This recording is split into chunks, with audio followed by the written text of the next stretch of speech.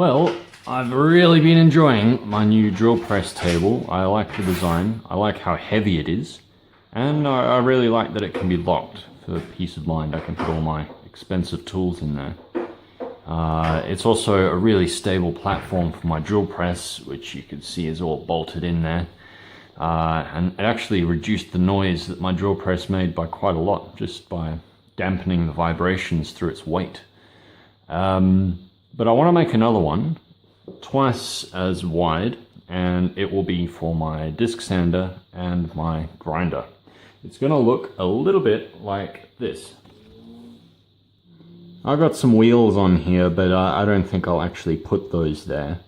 And I was thinking about putting these back to back.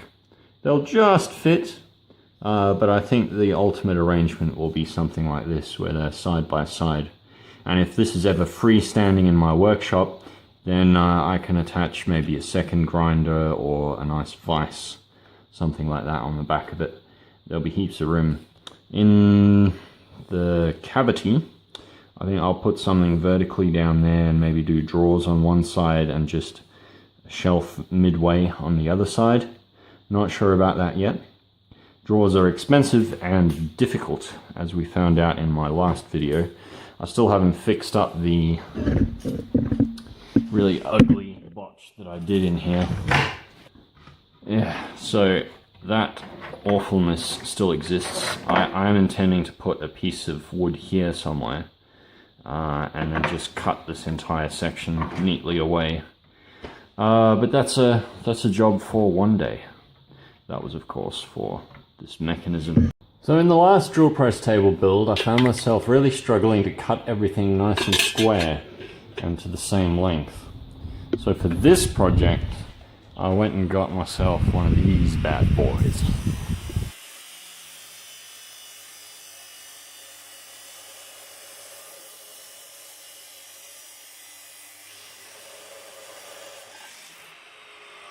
There we go. That only took an hour or two instead of all day. Genius idea.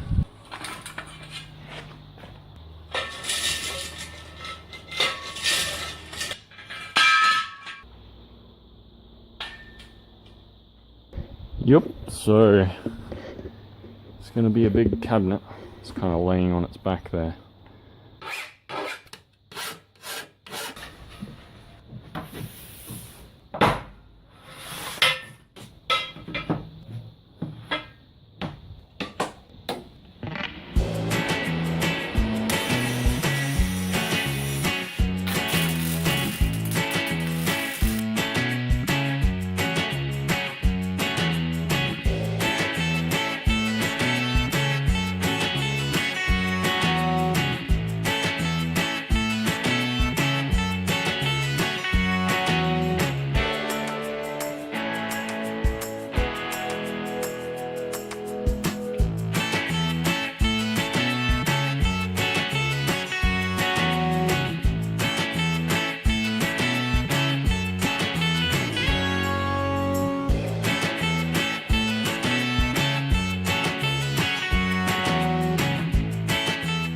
So as I've shown previously when I built the drill press table, we'll start out with a nice thick chunk of steel.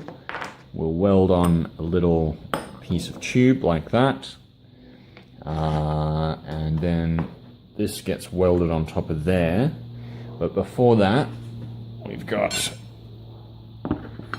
this, which will be welded onto the end here of a little piece. And then that goes in there and becomes captive, and then I'll weld another nut onto the shaft so that you can use a spanner to tighten and loosen it. There's a cap for the end of the leg that gets welded on, and on the inside of that a big coupling nut that gets welded on inside there. So as you turn this, you're rotating the threaded shaft, which sort of pushes the leg up and down while keeping this basically stationary. There they are. All of them look better than last time, so that's good. And then of course, the last one that you do is really warm. the last one that you do is always the best. I'm having to grind these round so that it doesn't bind up when the shaft is rotated inside the foot. That's all ready for this washer to be welded on there. So the feet are done, and it's time to weld the sockets in.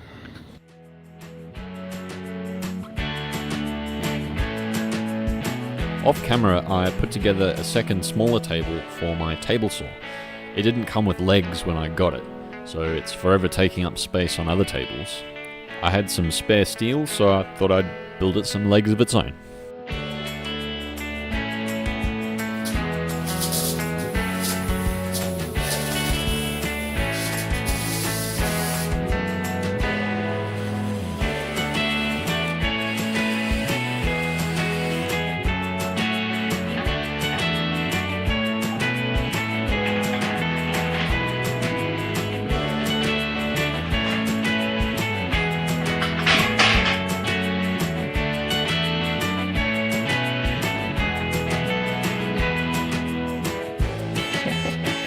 So the purpose of this exercise is to get all of these tabs, and these come from punched out brackets that I got at Bunnings, and file them in this vise to make nicely filed tabs.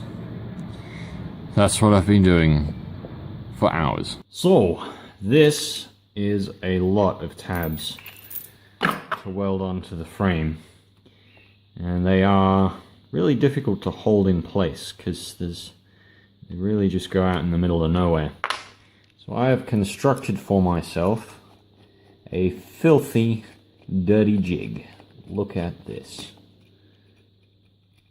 We got a little M4 screw here, little hook on the end there, and screws down into place. This gets clamped onto the 50mm tubing, and we slip in one of these,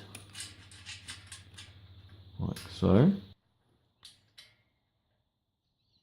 then we just gently tighten that down, and that gives me heaps of clearance with the welder to get into here, and hopefully I can do like this many welds without screwing up my jig.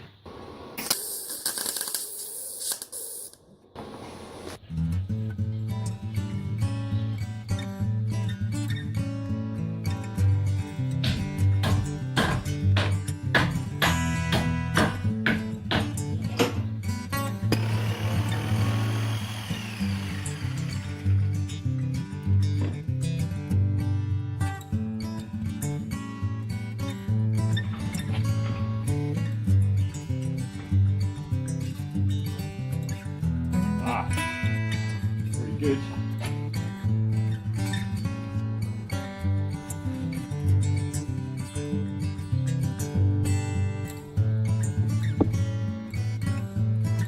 There's the top. All its glory. Oh, those jar edges. So we've got the dividing wall in, which is fixed with these tabs along that edge, and on this edge we've got a metal pole with screw holes that'll go into the end of this. And over there we've got the door attached to those brackets. So here are the plans for my drawers, and here is the cutting plan. Let's do it.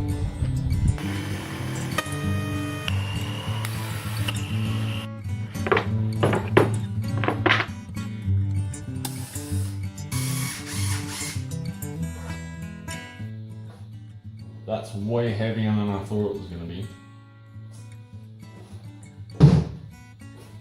But it's sturdy at least, and it was easy to build.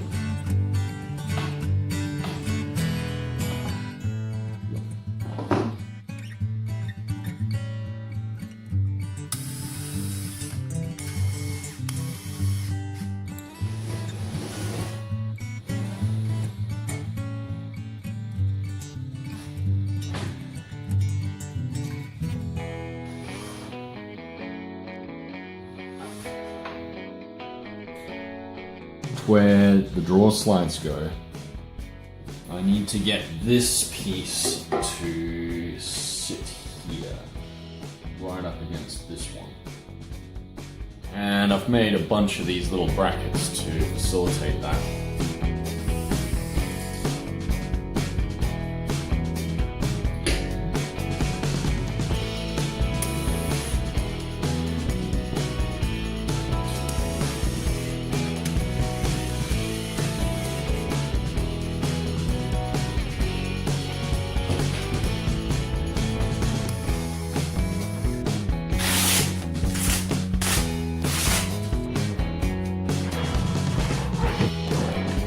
Hey guys, so this is where I'm up to at the moment. I think I'm gonna split this into a second video at this point because it's just getting too long for my video editing software.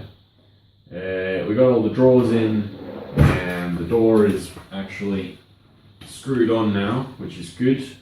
I've started working on the handle mechanism. It'll have this sort of pillow block here and a shaft that runs through the whole cabinet to the back with a handle, and that'll sort of lift a bar which will hook the drawers locked, so that way with one padlock you'll be able to lock the door and the drawers, and it'll just be a nice safe box for all my tools. Anyway, thank you very much for watching. Please like and subscribe, and hopefully I'll see you for the next one where I'll finish the audio.